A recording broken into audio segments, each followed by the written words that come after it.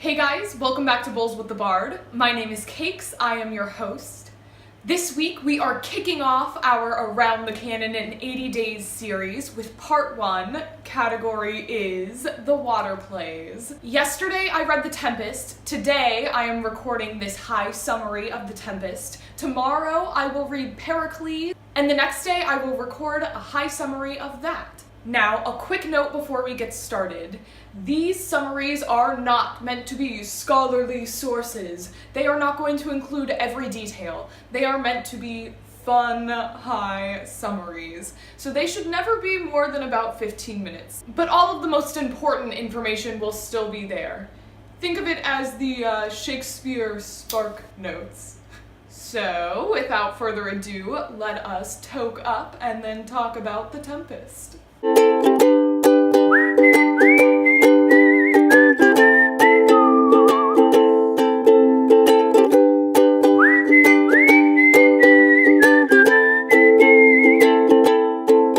Alright, the Tempest, Act 1, Scene 1 is, you guessed it, a Tempest! So, you get King Alonso of Naples, his son Ferdinand, Sebastian, his brother, Antonio, the Duke of Milan and the brother of Prospero, who we will meet in a minute, Gonzalo, a wise and kind nobleman, Adrian, and a few other characters who are a little less important. So basically what happens in this scene is it's a giant shipwreck. Most of the time when you go to see this play, you will not understand a word of what's happening because people are so focused on trying to make the storm exciting. In all reality, that's all you need to know. It's a storm. Someone's getting shipwrecked. Act 1, Scene 2 is the opposite of Act 1, Scene 1. It is all of the exposition you are going to need for the rest of the play. It is a long-ass scene. So, we start out, we meet Prospero and Miranda. They have been stranded on this island for 12 years. Miranda does not remember really anything about her life before this. She was about 3 when they were banished from Naples. So Miranda's freaking out. She's like, "Dad, this ship, it just crashed in this storm. How horrible. Those people, are they okay? What's going to happen?" And Prospero's like, chill. I made that happen. I know what's going on. Everything's gonna be fine. Let me tell you a little story about your life and about my life, okay? Cool. So, I was the Duke of Milan once. I was in a high position of power. Miranda's like, "Oh yeah, I think I remember that I used to have some maids who attended on me." Prospero's like, "Yup." He's like, "The people on that ship, those are the people who screwed me over, and we're gonna deal with them now." And then Miranda starts asking too many questions, so Prospero's like, "Hey, I'm magic," and he puts her to sleep. Once Miranda is asleep, Prospero summons his spirit, Ariel. He's like, "Yo, Ariel, did you do what I asked you to do?" And Ariel's like, "Yeah, I crashed their ship for you, but I made sure that they all made it safely to land. It was pretty funny though. The Prince Ferdinand, he jumped off the ship and was like, 'Hell is empty and all the devils are here, ha!'" Then Ariel's like, "Okay, so I did this for you. Can I be free now?" And Prospero's like, "Do I need to remind you what I saved you from? I don't think so. No, I'm not gonna free you. But if you help me do the rest of this stuff, then maybe I'll free you in a couple of days." And so he sends Ariel off to do more of his biddings. And he wakes Miranda back up. Then, for no reason at all, other than to summon a new character, Prospero brings in Caliban. Caliban is like a fish monster type looking dude based on his description. Not a cool guy. He is the son of a witch named Sycorax, who died before Prospero came to the island and took over. When Prospero found Caliban, Prospero taught him how to speak and how to kind of be a normal human being, and in return, Caliban tried to rape his daughter. So they recount all of that in this scene, and then Miranda gets a little freaked out by him, and they put Caliban back in his hole where he belongs. Then Ariel guides Ferdinand on with music, and Prospero goes, "Do you see that, Miranda? Do you see that person?" And Miranda is instantly in love with him. Prospero's secretly super happy, but he's like, "Nah, dude, wait, you'll see prettier men." that guy's nothing.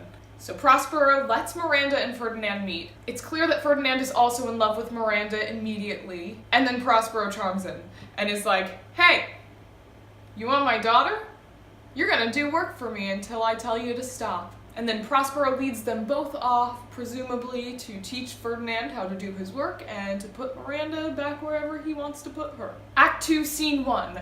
We get to know the nobles. Alonso, King of Naples, comes in. He's super sad. He thinks he's lost Ferdinand forever. He's just married his daughter off to somebody in Africa, so he now has no heirs to secure his right to the throne when he dies. Gonzalo keeps trying to console him by being like, hey, we survived, maybe he survived, and he's just somewhere else. Besides, don't you see, like, we were just washed up on shore, but our clothes, they're perfect. Like, how is that possible? Maybe this place is a little bit different.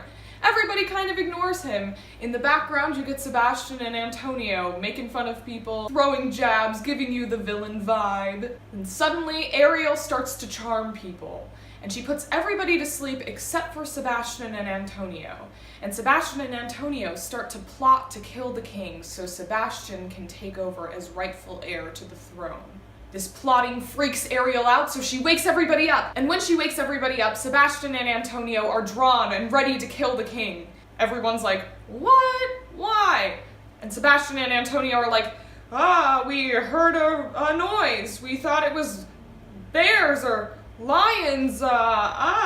We don't know. We better go try to find them. So they rush off to try to make sure that everything's okay, the king's secure, and they save their own tails in the process. Act 2, Scene 2, you get the clowns! Trinculo, the court jester, stumbles upon Caliban, who is covered by his gabardine. He assumes that Caliban is either dead or knocked out from a thunderstroke. Thunder strikes again, he starts to hear noises, so he's like, okay, I'm gonna hide myself under the gabardine as well to keep myself safe. He does that. Stefano comes on, drunkenly singing. He has found all of the wine from the boat. He stumbles upon Trinculo and Caliban, thinks it's a four-legged monster. There are always fun ways to deal with this bit. Then he eventually uncovers that it is in fact Trinculo and Caliban. Stefano offers his liquor to Trinculo and Caliban. Caliban drinks it and immediately is like, what is this amazing stuff? You are my god. Screw Prospero. I'ma worship you from now on. And then Stefano leads them off as the new king of the island. Act 3, Scene 1. Ferdinand is piling wood for Prospero to try to win Miranda's hand in marriage. Miranda watches in the background for a little while before she pops in and says, hey, why don't you let me help you?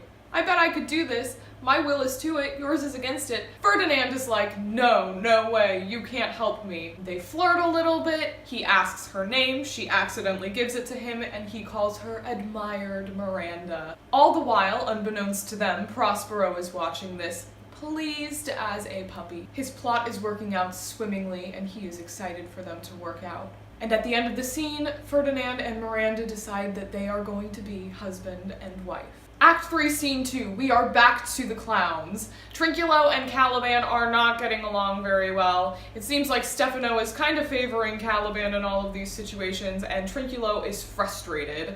Ariel decides to throw her 2 cents in there by messing with them. She starts throwing her voice all around the forest, making herself sound like she's Trinculo. She keeps saying, thou liest, claiming that both Stefano and Caliban are telling lies. This frustrates Stefano, but ultimately they end up forgiving each other. Caliban tells Stefano that Prospero is a tyrant and tells Stefano that he needs to kill him. He uses Miranda and her beauty as bait to try to get Stefano to do this. Stefano agrees, and so they head off to do that. Ariel overhears and goes to tell Prospero of their plotting. Act 3, Scene 3. The nobles are starting to give up on Ferdinand. Alonso is losing a lot of hope. Then all of a sudden these spirits appear to them. The nobles are all in awe, and then once the spirits disappear, all of a sudden a huge banquet appears for them. They all go in to eat, and all of a sudden Ariel appears as a harpy, and she's terrifying, and she's like, yo y'all, you done fucked up with this Prospero stuff, and now you're gonna pay. This freaks them out. They're like, Prospero? What? We haven't heard that name in years. And Alonso's like, shoot, I messed up, they took my son, and now I'm heading off to kill myself. And everybody else runs off to try to attack the spirits that attacked them. Act 4, Scene 1, another long scene. Prospero says, "Hey Ferdinand, you've worked hard enough. You can have Miranda's hand in marriage." And to celebrate this, he throws them this beautiful mask, and the spirits come down to bless them and their fertility and make everything gorgeous. And in the middle of the pageant, Ariel arrives and reminds Prospero that Caliban, Stefano, and Trinculo are coming to kill him. He breaks up the merriment, he sends everybody away, and then we see Stefano, Caliban, and Trinculo hanging out near the lair. Ariel distracts them with shiny clothes, and Stefano and Trinculo are pumped about it. But Caliban sees right through it and is like, "Guys, we need to move. Shut up, be quiet, let's go do this thing." But it's too late. Prospero and Ariel already see them, and they scare the crap out of them with freaky spirit dogs. And the three of them go running away. Act 5, Scene 1. Prospero resolves to get rid of his magic, but before he does this, he brings the nobles in under a spell. When he releases them from the spell, he reveals himself to them. He forgives Antonio for plotting against him and for stealing his dukedom, and then Alonso gives him his dukedom back. Prospero promises to tell them more about the story of his life, and tells Alonso that his daughter has also died in this last tempest. But then, he's like, "Ha! Tricked ya! JK, here they both are." Ferdinand and Alonso reunite. Ferdinand tells Alonso, "Yo, this is my wife. I'm sorry I couldn't ask for your permission." Miranda sees all these new people and she's like, "Oh, brave new world that has such people in it." Super famous line from the play. All of a sudden, Ariel brings on all the mariners, and they tell the nobles that, "Yo, even the ship is okay. It wasn't wrecked, and we can all go home." Trinculo and Stefano come back on with Caliban. Prospero's like, "Yo, yeah, that gross thing is mine. These two guys tried to plot against my life. You should probably take them. They're pretty drunk." Then Prospero says his last farewell to Ariel, and everybody clears the stage for Prospero's epilogue. Prospero recounts the events of the story. He says, "I hope you can forgive me the way that I've forgiven all of these people." He gets rid of his book and his magical staff. And that, my friends, is your high summary of The Tempest. If you enjoyed today's episode and you would like to see more content like it, please like us on Facebook at Bowls with the Bard, subscribe to us on YouTube and WeedTube at Bowls with the Bard, and follow us on Instagram at Stone Shakespeare. We'll see you guys for Pericles in 2 days. Bye! Thousand sighs to save, oh, lay me where sad true lover never find my grave to weep there.